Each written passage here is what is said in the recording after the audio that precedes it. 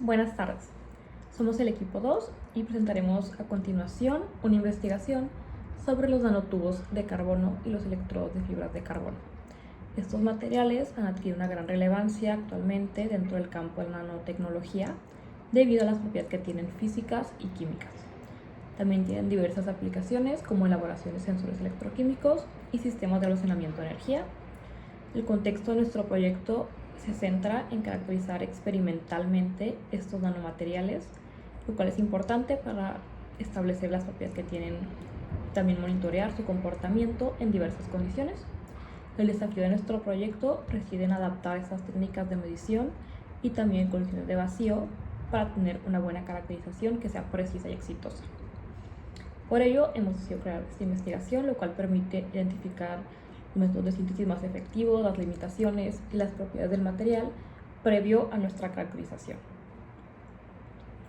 Bueno, empezaremos un poco con la evolución histórica del proceso de síntesis.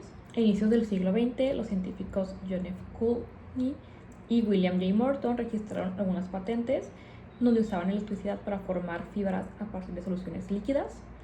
Esto es un estudio de fenómenos electrohidrodinámicos, es decir, que estudian la interacción entre líquidos y campos eléctricos.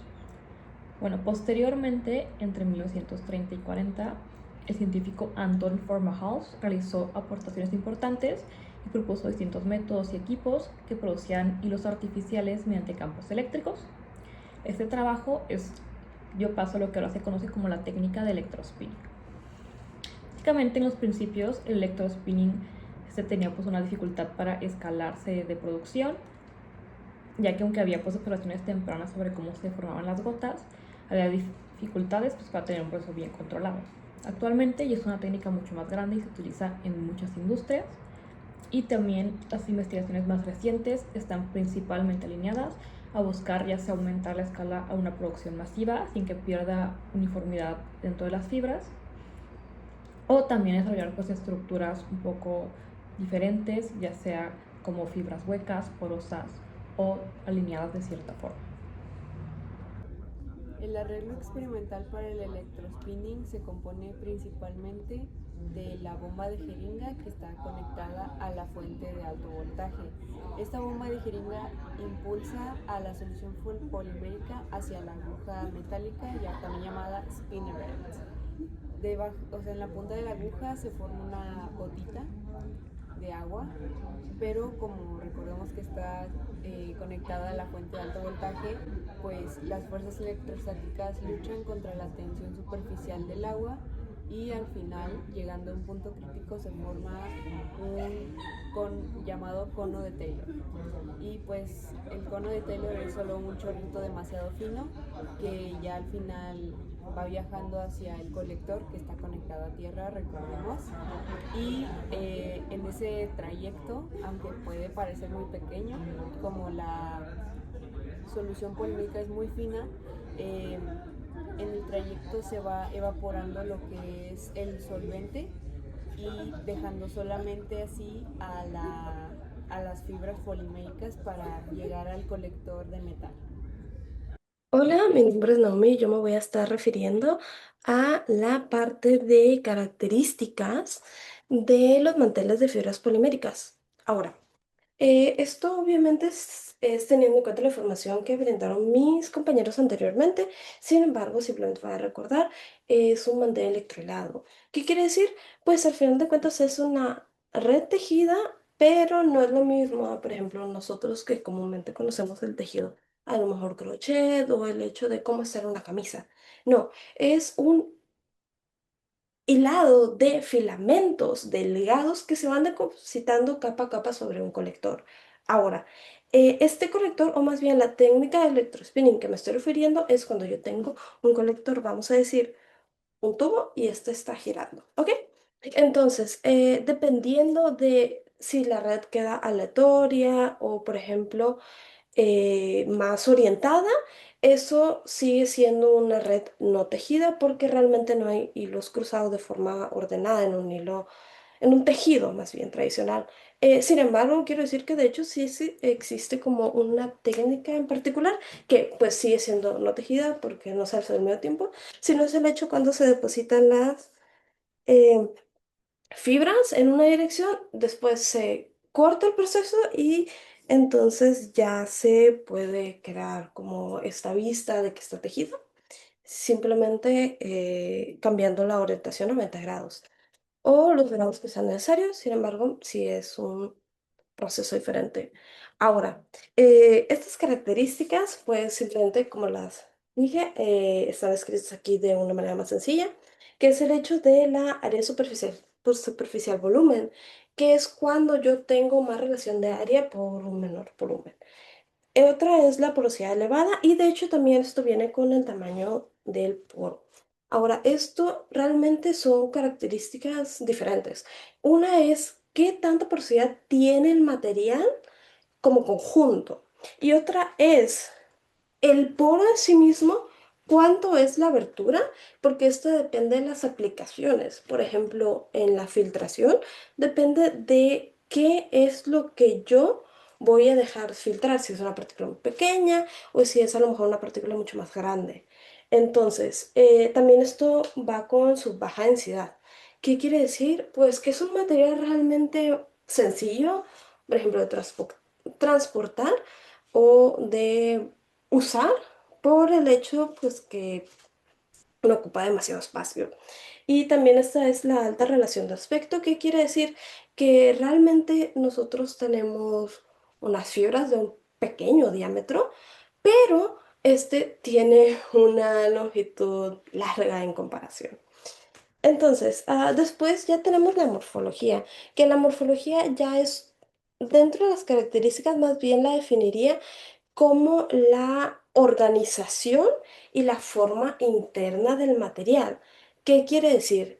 Incluye el diámetro, es decir, aquí hay un ejemplo concreto, que es el estudio que de hecho reportamos, que fue el de PVC, que esto hablaba de qué tanto se perdían diferentes características, por ejemplo, la resistencia mecánica o del paso de la conductividad, que de hecho este es el ejemplo acá, pero ahorita lo explicaré mejor.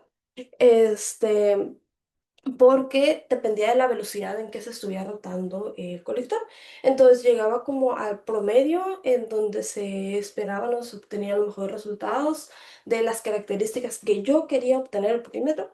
Y luego como simplemente no se era como que se puede seguir aumentando la velocidad, sino que hay un promedio como ya establecido, ya visto de cuál es la velocidad que yo quiero o necesito trabajar en general, ¿no?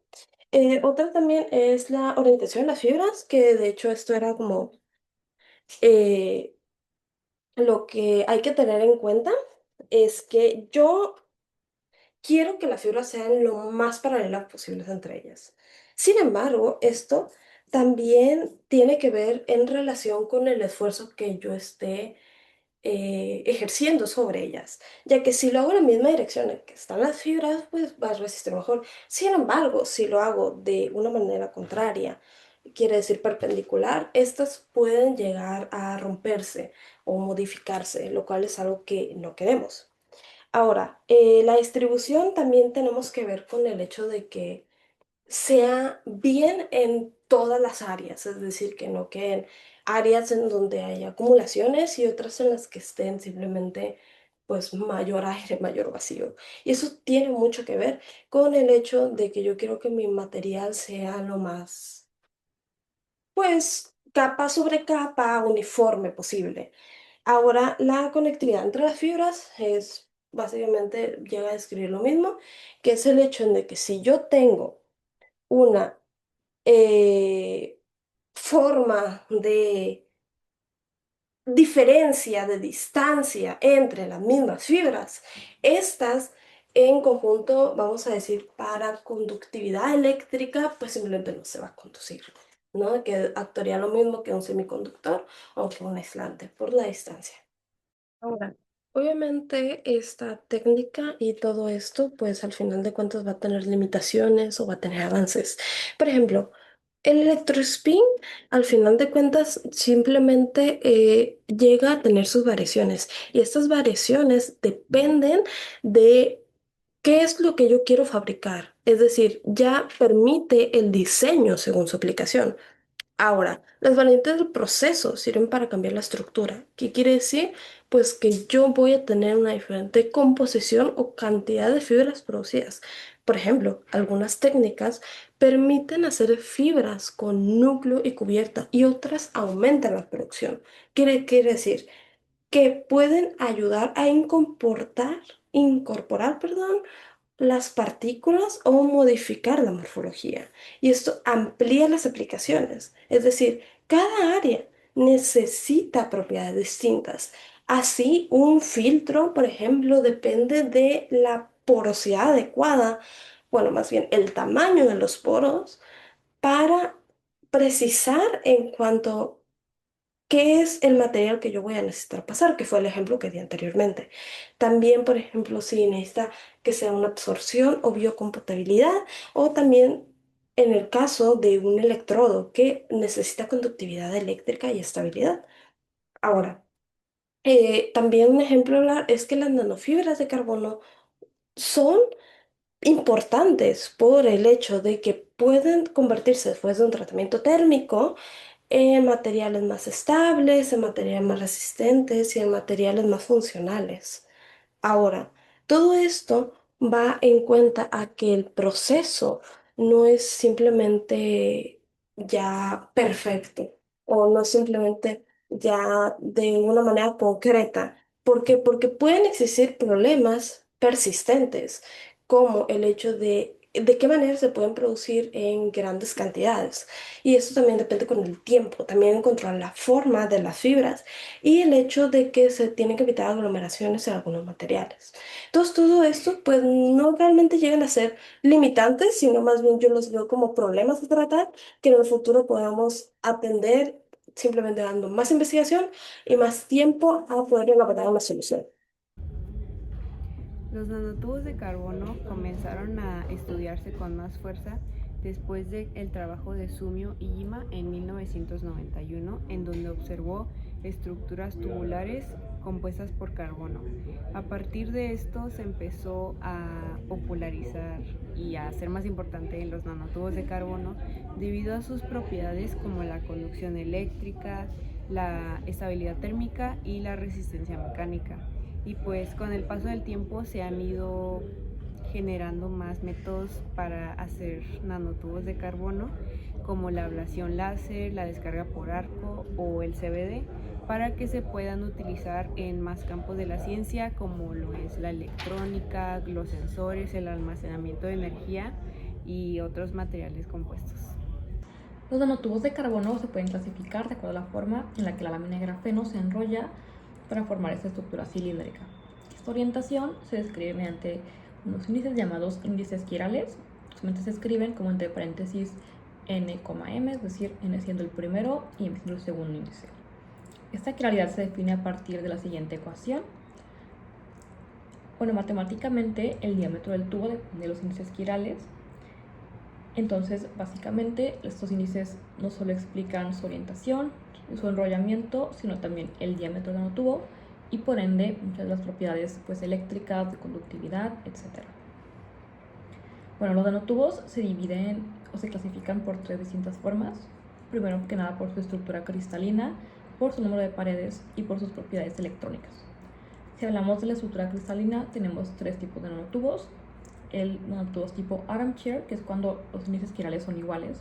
Esto sí que tengan una estructura pues, simétrica en el borde y que tengan un comportamiento generalmente metálico. También existen los nanotubos tipo zigzag. Esto es cuando el segundo índice quiral es igual a 0. Entonces tiene una orientación pues, diferente de los hexágonos de carbono respecto al eje. Estos suelen ser metálicos o semiconductores, pero depende pues, del valor del primer índice quiral, es decir, de su tamaño. Y finalmente los nanotubos quirales, donde cabe la mayoría, es cuando ambos índices son diferentes de 0, entonces tiene una estructura helicoidal. Cuando hablamos de nanotubos por número de paredes, existen los de pared simple y múltiple. Los primeros, llamados single-walled carbon nanotubes, este es cuando es una sola lámina de grafeno que está de forma cilíndrica, entonces toda la estructura o toda el área es una superficie expuesta. Esto hace que tengan propiedades eléctricas pues, muy sensibles a su quiralidad, al diámetro, tamaño y también a defectos. En cambio, los nanotubos de pared múltiple tienen pues muchas capas concéntricas de grafeno básicamente como cilindros dentro de otro, entonces tienen una mayor resistencia pues mecánica y más estabilidad en su estructura. Finalmente, en propiedades electrónicas, los nanotubos de comportamiento metálico permiten transportar los electrones fácilmente, tienen una conductividad eléctrica más elevada. Esto es cuando los índices quirales n-m es igual a 3 veces un entero. Cuando esto no se cumple, son nanotubos con un comportamiento semiconductor. Ahora, enfocándonos en la descripción de los materiales compuestos, la idea principal es que este material pues no debe entenderse como una sola mezcla de dos componentes, que serían las fibras de carbono y los nanotubos, sino que pues debe ser entendido como una estructura formada en diferentes escalas. ¿Y a qué me refiero con escalas? Es que pues las fibras de carbono pues trabajan en una escala micrométrica, son el soporte principal, mientras que los nanotubos de carbono pues trabajan en una escala nanométrica, que pues modifican la superficie y la interfaz del material. Entonces a esto me refiero con la multiescalabilidad que tiene esos materiales. Y pues ¿por qué es importante? Pues por ejemplo las fibras de carbono funcionan como pues la primera fase estructural y es lo que te aporta principalmente pues tu resistencia mecánica, tu estabilidad dimensional, sobre la densidad y pues tus primeras rutas que aportan la conducción eléctrica, ¿cierto? Mientras que los nanotubos, que es lo segundo que agregas y también pues ya en una escala mucho más pequeña, es más como un refuerzo, ¿no?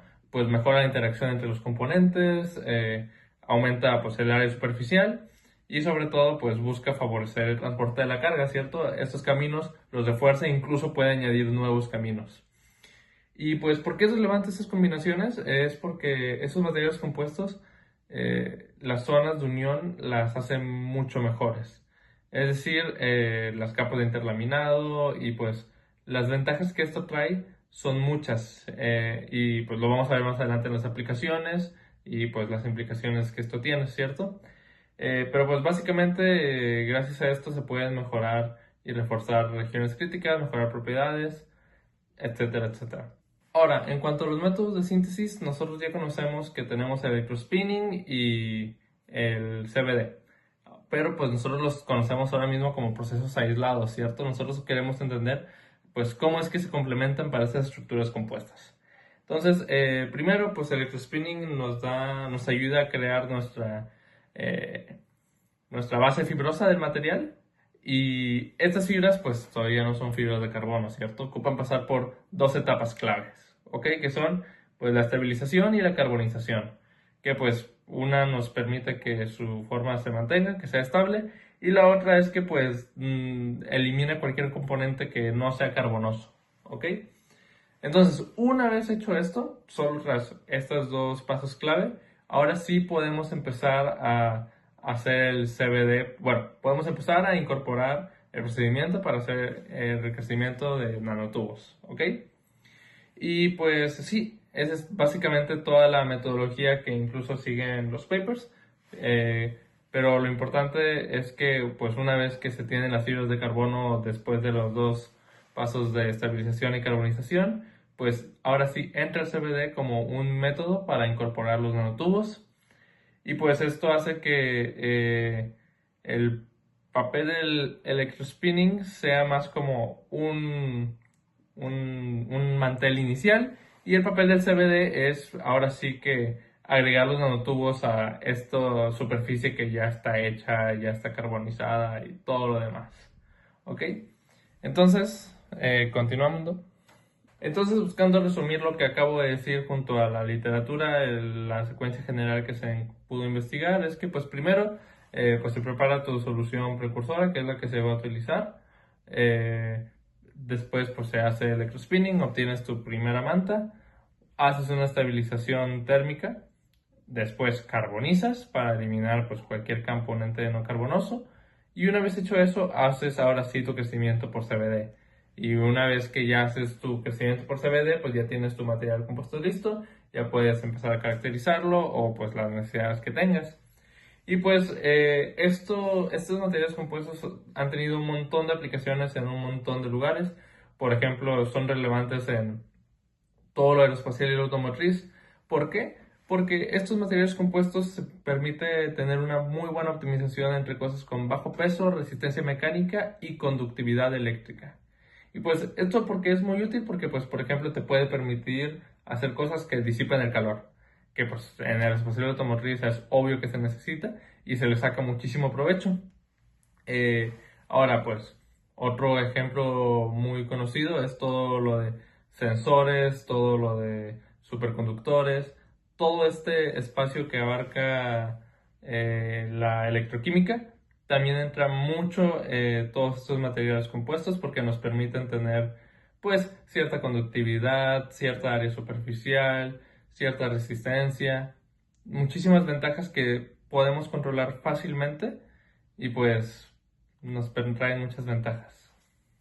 Hablando de las propiedades físicas de los nanotubos de carbono, se tiene principalmente tres.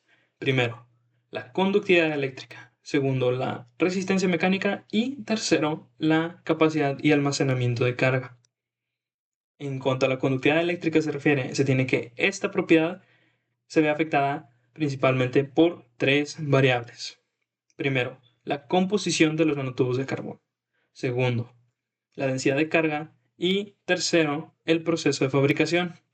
Un ejemplo muy común de la composición de los nanotubos de carbono son aquellos creados con el uso de poliacrilonitrilo y nanopartículas de hierro.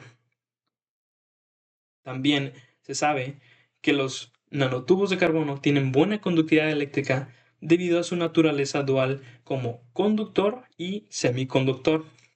Este fenómeno ocurre debido a la red cristalina del grafeno, el cual compone a los nanotubos de carbono. Adicionalmente, si se quisiera aumentar o modificar la conductividad eléctrica de los nanotubos, esto se puede hacer mediante la implementación de distintos procesos, como lo son el dopaje y el estiramiento mecánico. El dopaje consiste en la introducción intencional de un defecto en la estructura del material.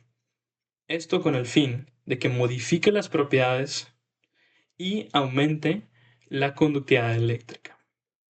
Esto usualmente se hace con la introducción de uno o varios átomos de distintos elementos conductores. Ahora, el estiramiento mecánico, como su nombre lo indica, consiste en la aplicación de un estrés mecánico sobre un material o un tapete de material que contiene nanotubos de carbono. Esto modifica la estructura del material, aumentando así la capacidad de transporte de densidad de carga. Si se quisiera medir esta nueva conductividad eléctrica, el principal método de caracterización de esta propiedad se da con el método de las 4 puntas. Ahora, pasando a la resistencia mecánica, se tiene que los nanotubos de carbono naturalmente tienen un módulo de Young o rigidez elevado. Este se encuentra en un rango de 1000 a 1500 gigapascales, comparado con el módulo de Young del acero, que está alrededor de los 200 gigapascales. Adicionalmente, un estudio por Sur y Koratkar sobre la viscoelasticidad de los materiales compuestos con nanotubos de carbono reveló que aquellos materiales que incluyen nanotubos de carbono experimentan mayores pérdidas mecánicas que aquellos que no los incluyen. Esto significa que aquellos materiales con nanotubos de carbono tienen mayor amortiguamiento de las fuerzas experimentadas que aquellos que no, como se ve en esta gráfica. Finalmente, para la capacidad y almacenamiento de carga, se tiene que la introducción de nanotubos de carbono en la estructura de los materiales aumenta el área superficial de estos materiales, lo que a su vez, debido por la relación de área y volumen, aumenta varias veces la capacitancia y la capacidad de almacenamiento de carga. Acerca de las propiedades de los nanotubos, las fibras y las nanofibras de carbono, podemos decir que a nivel químico estos materiales destacan por su estabilidad, su reactividad y la afinidad de sus superficies. La estabilidad significa que la fuerza entre los átomos es alta, por lo que el material no se va a oxidar ni corroer fácilmente. La reactividad es la capacidad que tienen de unirse con otras sustancias y la afinidad representa qué tan compatible es la cara exterior con su entorno. Por ejemplo, en el caso de los nanotubos de carbono, el uso de ácidos fuertes ayuda a cortar las estructuras para que se dispersen mejor. Y aunque este proceso induce corrosión o pequeños efectos laterales, es posible cuantificarlo con espectroscopía Raman, una técnica óptica que analiza estructura del carbono a través de la luz láser. Como se ve en la imagen, al disparar una láser hacia el material, la mayor parte de la luz se dispersa sin cambios, lo que conocemos como dispersión Rayleigh. Sin embargo, una pequeña fracción de esta intercambia energía con las vibraciones del carbono. Si pierde energía, se conoce como dispersión de Stokes y si la gana, como anti-Stokes. Al medir este cambio exacto de energía en la luz dispersada, obtenemos una señal que nos indica una cantidad de defectos presentes en las paredes de los nanotubos. Cuando los nanotubos se entrelazan sobre una fibra, forman una red tridimensional que reduce la resistencia eléctrica. En conjunto, actúan como sistemas híbridos, con excelente estabilidad, actividad superficial regulable y gran capacidad para conducir energía, como se utiliza en las aplicaciones mencionadas anteriormente por mis compañeros. Aquí destaca el rendimiento electrotérmico debido al efecto Joule, donde la corriente eléctrica se transforma en calor debido al choque de electrones contra los átomos. Gracias a la baja resistividad de la red conductora, el material permite un flujo eficiente de electrones y fonones, que se conocen como paquetes de vibraciones atómicas que transportan la energía térmica, logrando un calentamiento casi instantáneo en todo el electrodo. Por otro lado, para evaluar estos materiales en todas sus dimensiones, los estudios combinan normativas industriales y tecnología avanzada a nano y microescala. A gran escala, estudiamos las propiedades mecánicas usando máquinas de ensayo digitales para calcular el módulo de Young, rigidez y fuerza antes del punto de ruptura. Para revisar la estructura de la superficie, poros o capas, alineación de las fibras, utilizamos el SME o microscopía electrónica de barrido, que toma imágenes de la resolución usando electrones. Además, el orden de sus cristales y su química interna se evalúa mediante difracción de rayos X o XRD, junto con electroscopía infrarroja y resonancia magnética nuclear. Herramientas que permiten ver cómo se enlazan y ordenan las moléculas. Por otra parte, la conducción eléctrica se mide con el método de 4 puntas, una técnica que utiliza sensores alineados para inyectar corriente por los extremos y medir el voltaje al centro, evitando errores causados por la resistencia del contacto físico del equipo. Finalmente, para entender el comportamiento mecánico de las escalas más pequeñas, se aísla un solo filamento utilizando sistemas microelectromecánicos o microscopía de fuerza atómica. Estas herramientas aplican fuerzas precisas mediante actuadores piezoeléctricos para medir la flexión, la atracción y el cizallamiento de la fibra. Para terminar, la estructura interna y dispersión exacta de los nanotubos se observa a nivel atómico con microscopía electrónica de transmisión, la cual atraviesa el material con electrones para revelar cómo están acomodados en el interior.